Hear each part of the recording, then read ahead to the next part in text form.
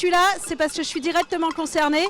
Et pourquoi interpeller Olivier Véran? Parce qu'il vient remettre la médaille du mérite à un soignant pour la gestion de crise Covid. Alors ça nous fait bien rire, parce que moi j'ai un enfant qui va rentrer à l'hôpital, qui va être hospitalisé, qui va subir une lourde opération au mois d'août, et on ne peut pas me garantir si cette opération va avoir lieu. 467 opérations vont être annulées, reportées, et je peux aussi témoigner pour Casper, 2 ans, qui devait se faire opérer. Les parents avaient mis tout en branle pour que cette opération ait lieu. Elle a été reportée sans date de report. Et c'est un scandale en fait. 467 opérations. Et en attendant, il y a des patients qui attendent, des soignants qui attendent d'être réintégrés et qui ne le sont pas. Des arrêts maladie et légitimes, hein, parce qu'ils sont à bout, les soignants. Et au bloc opératoire, j'ai lu un communiqué du coup des chirurgiennes du CHU. Voilà, donc je me fais le relais de ces équipes, de tous les soignants, parce que c'est vraiment grave quoi. À ce jour, au CHU de Grenoble, il y a plus de 200 lits fermés par manque de personnel. Des infirmières, des aides-soignantes, des médecins et bien d'autres professionnels sont partis ou sont en arrêt maladie.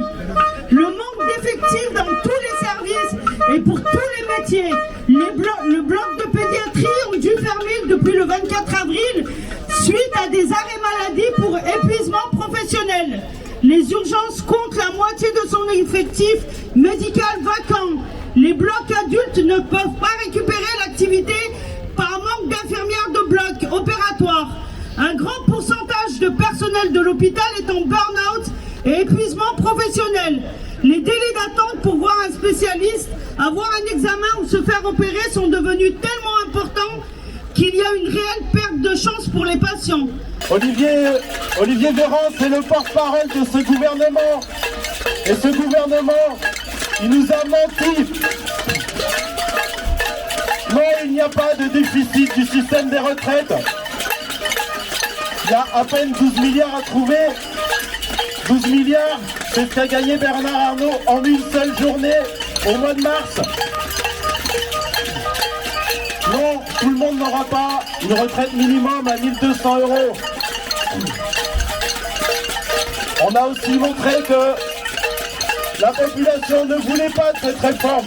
En fait, on est toujours là dans le cadre de la réforme des retraites. Et on l'avait dit, hein, Macron l'autre jour a demandé 100 jours d'apaisement.